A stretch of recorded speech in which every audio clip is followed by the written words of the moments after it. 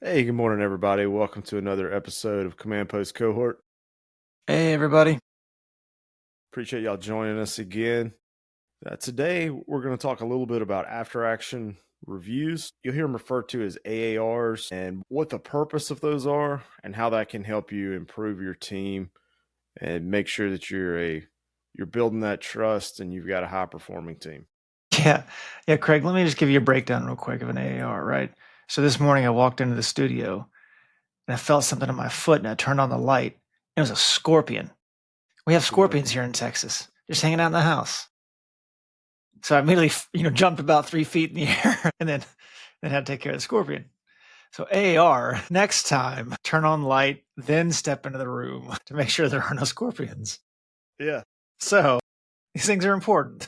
it is. And it's simple things a lot of times about how do you improve for next time. And in manufacturing, a lot of times we'll talk about lean Six Sigma training and how are we constantly improving our production line and our products. But sometimes we're trying to improve human behavior. And I think that the AAR is a good tool to use to do that. And just like your example, as simple as that may be, we don't want to step on scorpions. And so Don't skip we've a learned scorpion. turn the light on before you walk into the room. So So there we go. Podcast complete.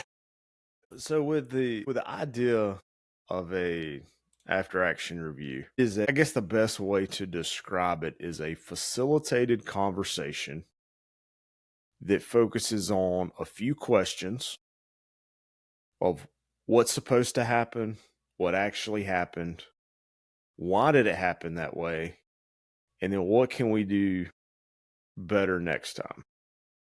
And it's not to be a blame game. It's not to be a whodunit. This is not a murder mystery that we're trying to figure out Yeah. who Yeah. to place all the blame on. That's a But really it is, important piece. You cannot let it go into a blame game. Lots of reasons. Lose yeah, all the value of it and frustrate the employee. yeah. And I think that by thinking about this as more as a conversation way to improve, it's because it's the first time you do one of these and somebody's asking you, well, what actually happened? What was supposed to happen? Why didn't you do it that way? There's a real risk there of you feel like you're making yourself vulnerable. And you do have to for a little bit. Like you are explaining why you may have been the leader to make a decision that went against the plan, or you failed to do something on time or get something to the right specs, and you have to say it out loud in front of everybody. Yeah. The challenge is you want to make sure that the environment that this conversation is happening is open to listening and understanding that thought process and all the extenuating circumstances and not jump to a conclusion too soon. Yeah. You can allow people to own the mistakes they made, right? Yeah. And then correct for the future, right? Because that's the whole point of this thing, Yeah. right? Is to get better for the future. Well, you Right. can't really do that if you don't have an honest conversation, a facilitated dialogue about it. Yeah. And I think that, so we go back to the purpose. What is the purpose of this AR? And like you brought up, there's you're trying to not just learn in real time because you want to do these as close to the time of the event as possible. But you're trying to make sure that you're driving improvement and you're fostering this culture of learning and preventing Craig from making the same mistakes over and over again. Like, because I think mistakes are okay as long as we're making new mistakes. Because when you've got your team out there really trying to push the envelope and drive, whether it be innovation or just new ways of doing things, I think that it is important to be willing to accept mistakes at times. But you also don't want somebody repeating the same mistake over and over Hmm. to where they're not learning. Or the next And person that takes that job to make that same mistake. exactly.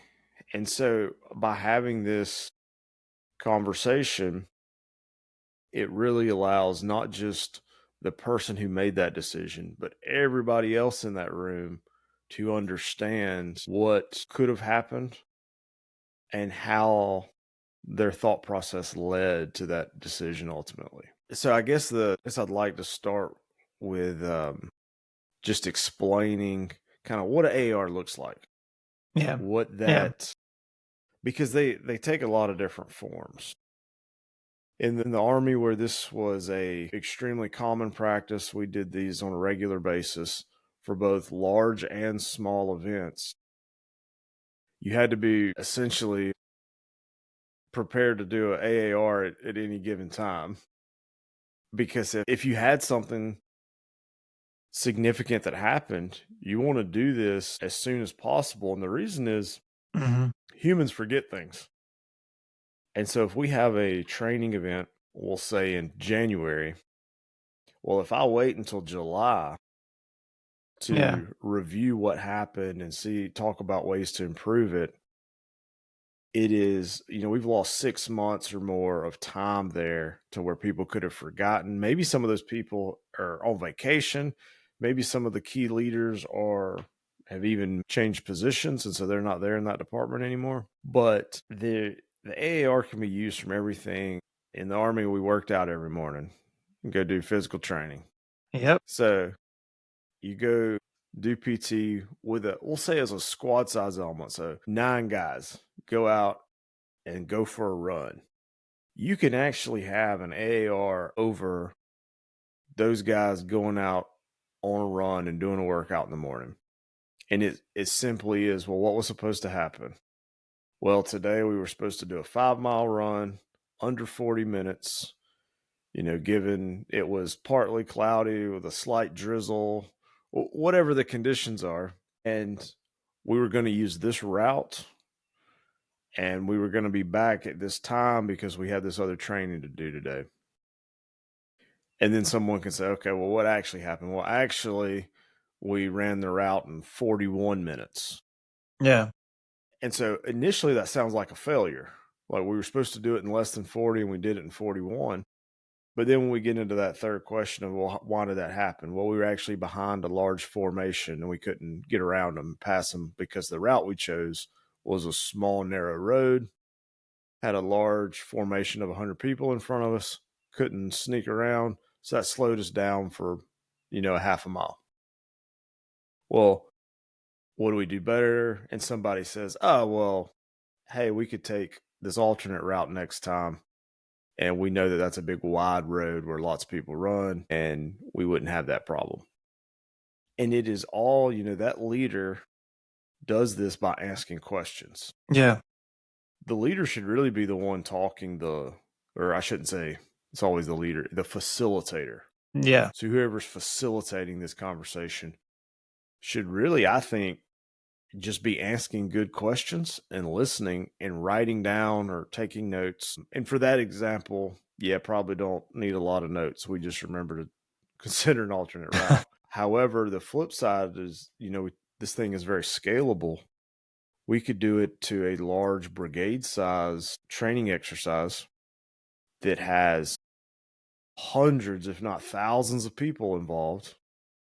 And we may have a conference room full of 100 people just for the after action review. It's a little bit more formal. You're probably going to have a trained facilitator in there who knows good questions to ask and can facilitate these conversations, again, because it's meant to be a dialogue and conversation amongst the individuals that were a part of that event. Yeah. Yeah. Some pretty big AARs in the Army, Yeah. pretty structured, very formal. And it just goes to the level of importance of these things. And like I said, scalable. So, Craig, do you have you want to pull up the format? Maybe we can walk Yeah. through an actual kind of step-by-step breakdown of how to conduct an AAR. So this topic came in from one of our listeners who hadn't really done it before with this kind of a medium-sized company. So they want a little discussion about it to see how they could integrate it kind of into their business. We've built this kind of format template for everyone to use to help kind of walk you through it. So we're the next few minutes, over the course of this podcast, we'll go over this. So hopefully you'll be able to execute a good AAR. Yeah, and I'll make sure that, if you're watching us on YouTube, it's easy to see this. If you're listening somewhere, I'll be sure to put this on our website, commandpostcohort.com, so that you can download a copy and have that to use as you need. And so, we discussed a little bit of what we've got here of why use an AAR. And I think that, one thing that we have not discussed yet is the accountability piece. Now, the only way you can do this accountability piece is to make sure that we have, that trust in this environment, that it's not going to turn into a blame game. And because accountability and just blaming somebody are two different things. We want to make sure that we figure out where the mistakes were made, but how do we convert that? The little phrase on here under the prevent and repeat mistakes is converting experience into operational wisdom. And I think that it's important that we have to have the accountability to figure out where something went wrong, but that we have to have an environment of trust to where Craig can raise his hand and be like, yeah, that was my mistake. I went left instead of right. This is what led me to that decision. I saw this, I heard that. These are all the things that led me through that to where I made that mistake. But I say that out loud in front of everybody, not so everybody can point and laugh, but so that next time they don't make the same mistake. But it is fun to point and laugh at Craig. Just everyone knows. There will be times where you have the comedian in the room that it does happen. But it is all about that team ownership. Because what you may find is, so Craig says, well, yeah, I made a mistake because this is what I did. And then you find out that he did not get the report or the information that he was supposed to. So he may be a symptom and not the root cause. And so asking good questions allows that facilitator to dig into, hey, what actually happened there? And so I think that the value of these are extremely high. We have a lot of times a thought of like, well, we don't have time for that. We're busy. Yeah. You can't skip this step. It's the last one, but you can't skip this step. Because all this can be, you can make all the same costly mistakes next time if you skip it. It's tempting, but you can't skip it. Yeah. It closes that training loop or that learning loop. We talked about in the episode we did on training. If you don't do this, you really don't have all the data you need that feed back into what do you do for training next. Because this is how we figure out, and it goes into planning for the next training cycle or for the next event like this. And I guess that kind of leads into when to use an AAR. And I think that, we talked about large events and small. And it can be a project that you've completed. It can be just a significant event. Sometimes these are planned in advance of, okay, we've got a new project. We're doing an expansion. When we get done with that, we'll definitely do an AAR so that we learn from how to do this better next time. But it could just be a singular event. Hey, something happened yesterday on the production line. Could be great, could be horrible, but we need to capture all that institutional knowledge from across everybody who played a role in that scenario so that we can make sure that we improve as an organization. Yeah, and you want to make sure you do those as close to the event as possible. Don't wait too long on it, or you're going to forget those things. Yeah. And I think you can do them as milestones, if you're working on a long-term initiative, you don't have to wait. If this thing's going to be a year long, don't feel that you have to wait and only do one. You can do it in segments along the way. That's You true. know, just like with, the PT in the morning, we went on a run. We didn't wait. We didn't assess our physical training plan for that quarter or for that year. We did it for that day. Now, we can also do these for a quarterly or annual plan. There's value in that too, because a lot of times these things are kind of nested that way. All right, so let's get into the conduct some here. So we kind of talked about how they can be, formal or informal, right? They can be as small as 9 people going on a run, and you're standing there all sweaty and stretching, or they can be, very formal, big conference room, thousands of people, hundreds of people talking about the operation that thousands of people just conducted. Yeah. So you can, it doesn't have to be one or the other; it could be both.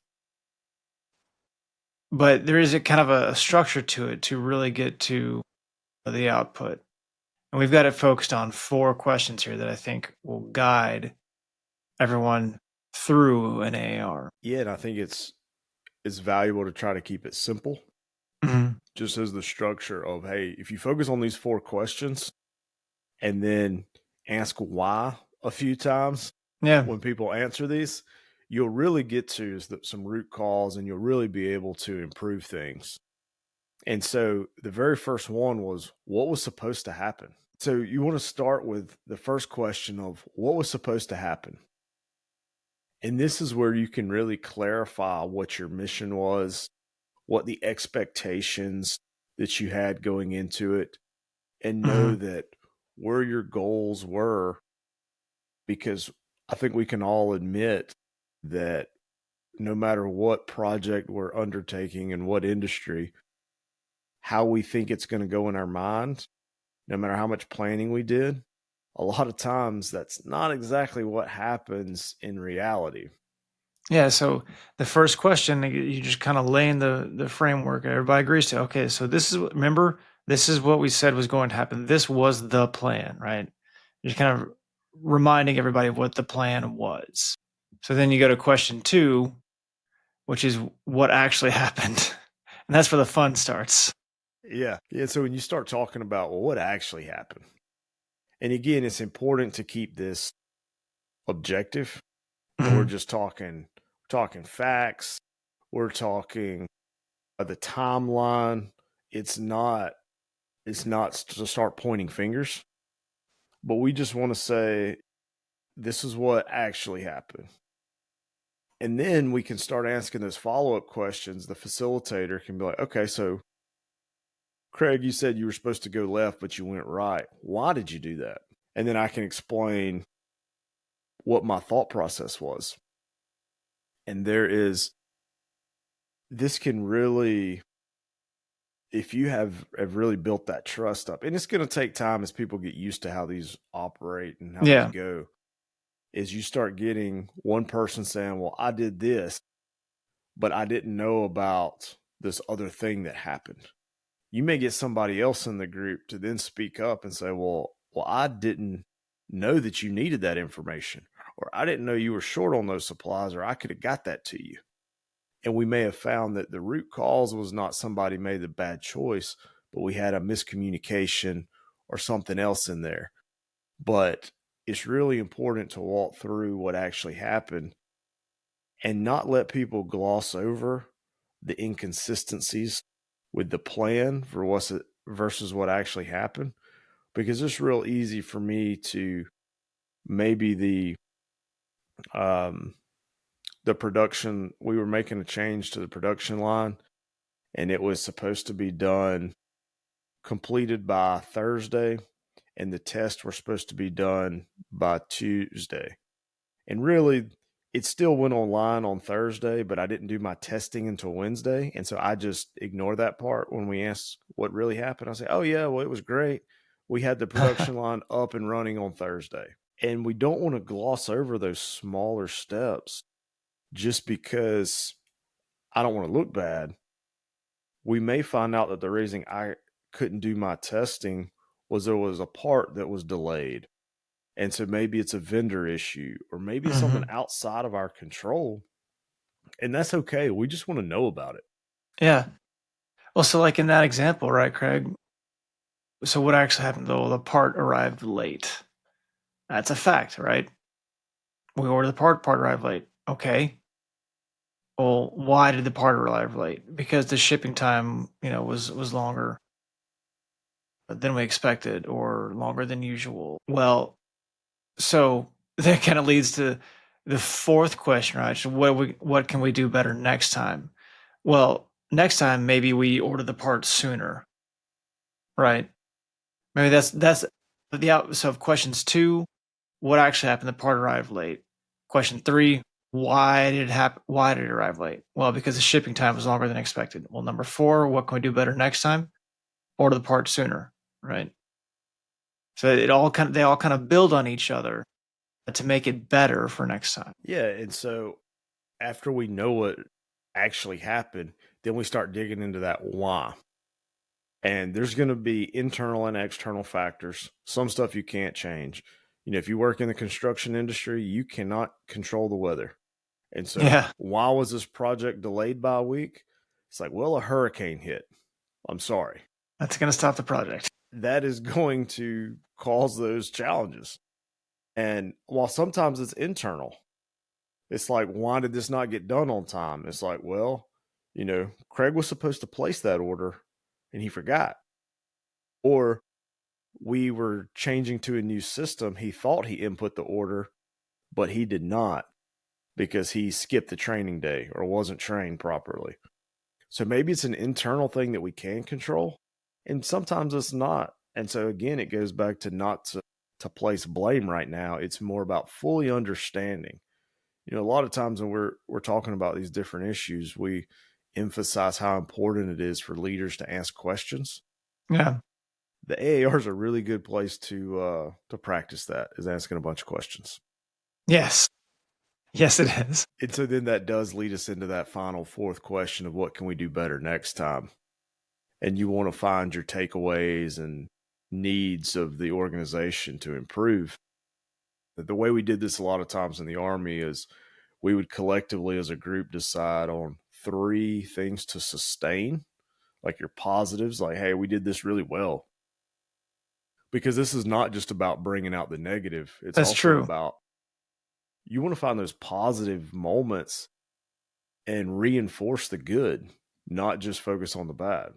Yeah. And maybe that's something we didn't specify earlier, but this can be about really good things. Yeah, like you said, the things we did well. What did we do well? Let's keep that up too. Yeah. Yeah, because when you're building a team, it's just as important.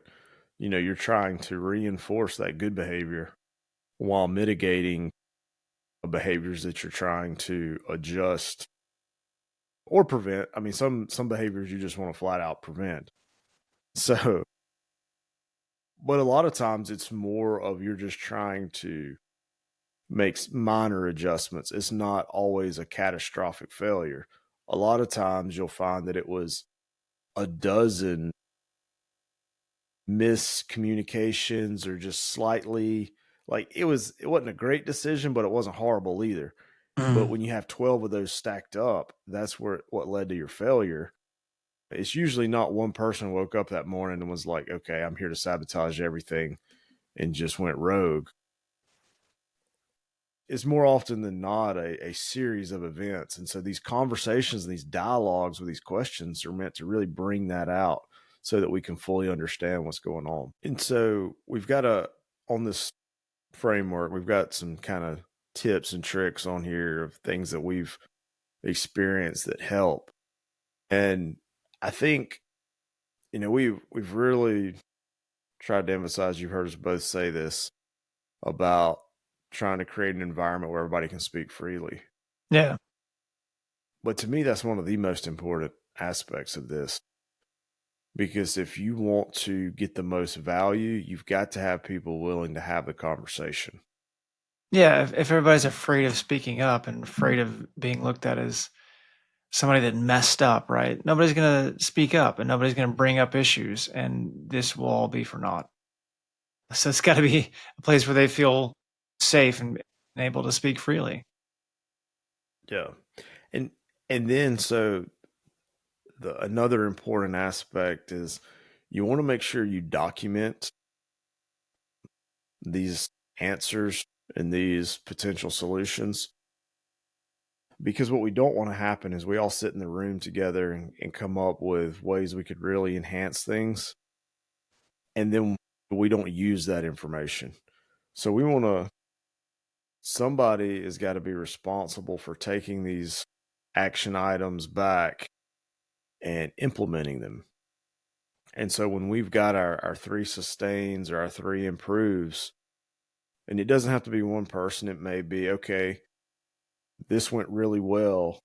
You know, this individual did a great job in this challenging sales environment. We want them to actually help train some of our other sales reps. Yeah.